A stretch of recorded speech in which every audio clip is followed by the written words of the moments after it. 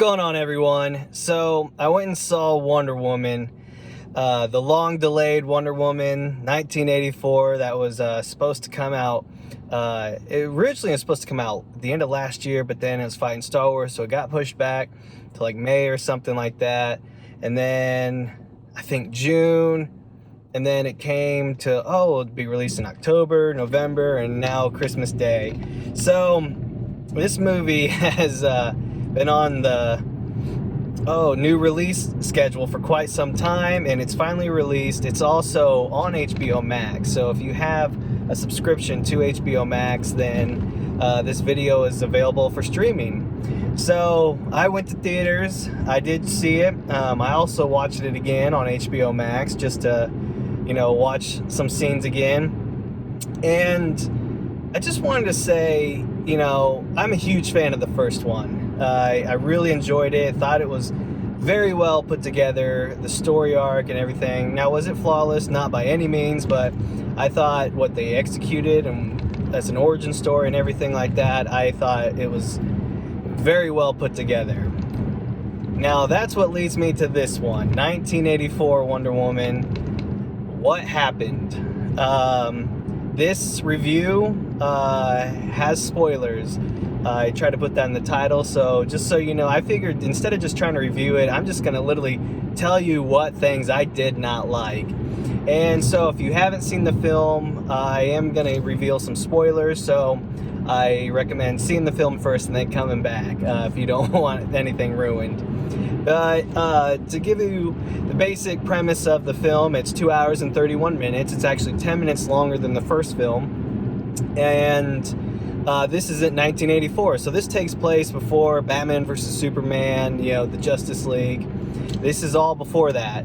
So with that being said, the three writers in the first film, the Wonder Woman 2017 version, which one of the writers is Zack Snyder, not one of those three guys wrote this film. Patty Jenkins, who directed the first film, directed this film, but also was one of the writers. And also Geoff Johns, who he's mostly in the comic book side, and he's been in the DC for a while now. He's kind of DC's version of Kevin Feige, and you can tell with these two that they definitely know the Wonder Woman story. I mean, they know the back issue of the comics and everything. They know it so well. I think some things should have stayed only in the comics and not been executed on the big screen. For example, Wonder Woman, who is starred by Gal Gadot, does an amazing job. She's incredible. She is Wonder Woman. I don't know anybody who does not love her. She's incredible. In the comics, there is some accuracy to this. And in the films, I thought it was terrible. I hate it. There's something I loved about Wonder Woman not being able to fly. And I do know she got the power by one of the gods to be able to fly at some point.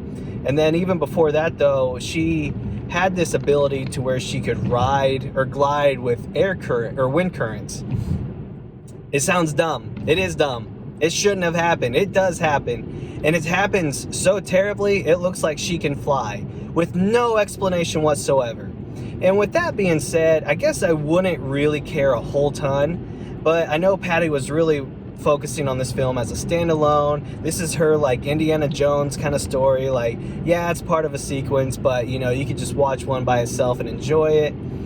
I just like some continuity, because if she could fly in this film, why can she not fly in Batman vs. Superman or Justice League? There's zero continuity in that. So I don't like it. Don't like it. Let me just tell you how I personally feel about that. But yes, I know some of it's in the comics, so where's the comic book accuracy? But here's the other thing. Web slinging on lightning bolts like Spidey, get out of here. Get out of here.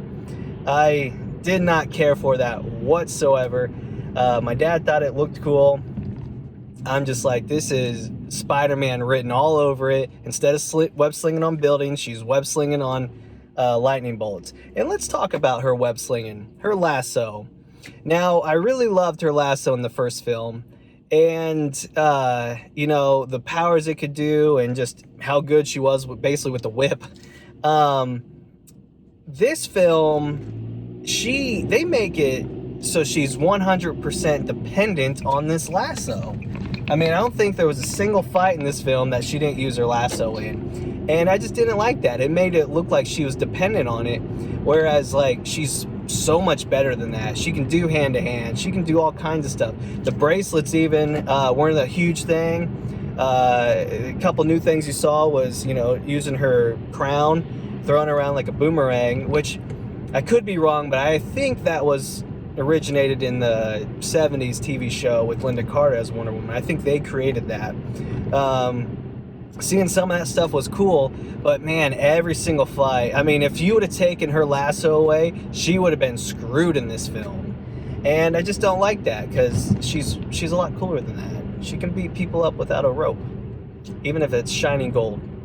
And while we're just talking about some of that, it is shining gold. The CG in this film was a huge miss for me. I don't know what happened. When she's running and at, you know, superhuman speed, and some of the lasso scenes, man, the CGI is just bonkers. Like, what just happened? And the running is really the worst part. And so I don't know where that fell short, what happened. It looks sketchy. It is sketchy. It makes you question, with all these delays, why they couldn't go back and fix some of that stuff.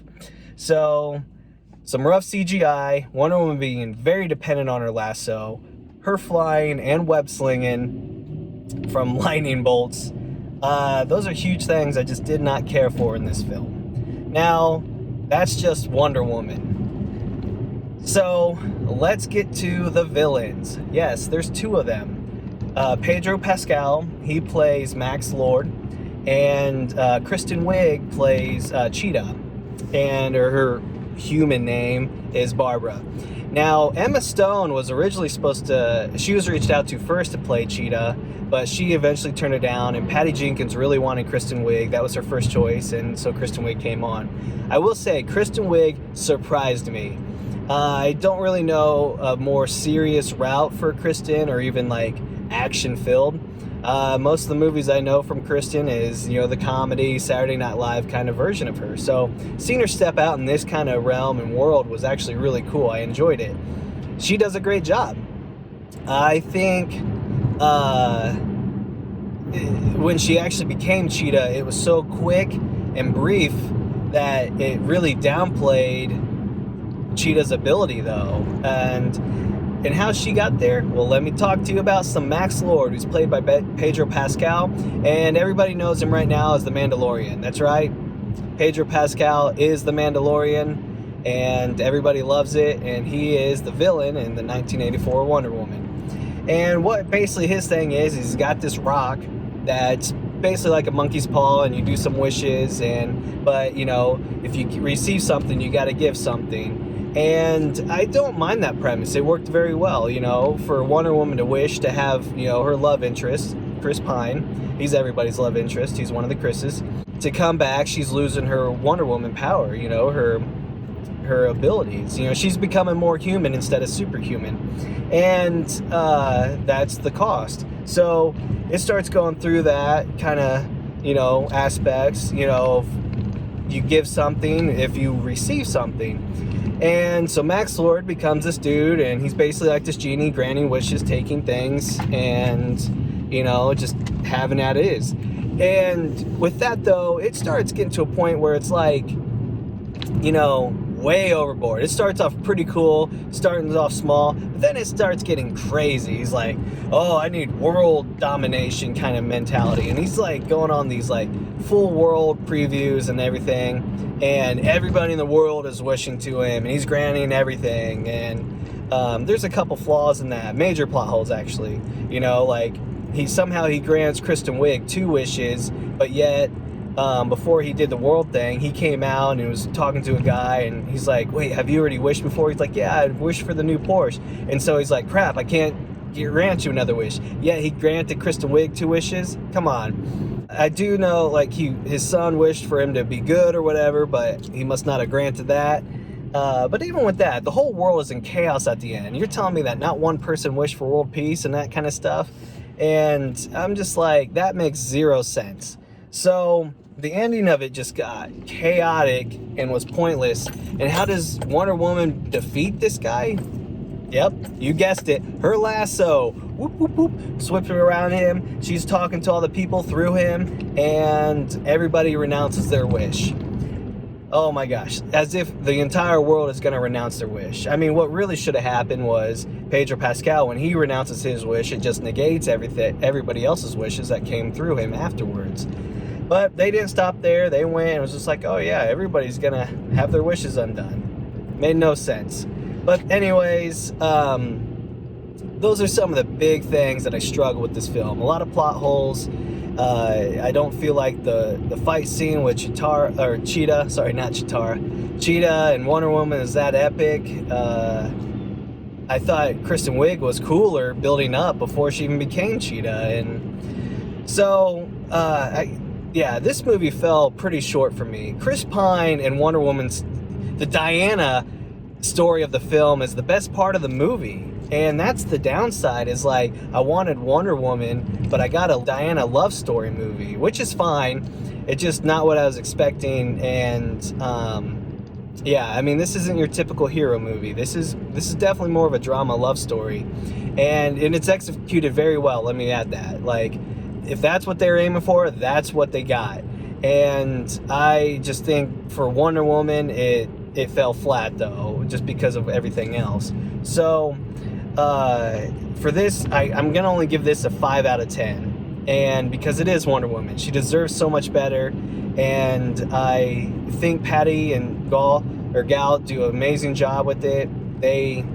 I'm excited for the third one. I'm gonna see the third one. As far as some of the other stuff, I'm gonna end with some cool little Easter eggs and trivia. There is an after credit scene. It's actually more mid-credit scene. Linda Carter, who played Wonder Woman in the old TV show back in the day, she not only makes a cameo, so the golden armor, sorry, I guess I should rewind. The golden armor that we've all seen with the wings and all that kind of stuff, that's this other character's name, goes by Asteria. And, you know, this big mystery of, whoa, where'd she go? Who is she? And all this other kind of stuff. Well, Linda Carter plays Asteria in the after credit scene. So that's cool. Cool cameo. Outside of that, here's another cool thing. The Christmas scene. And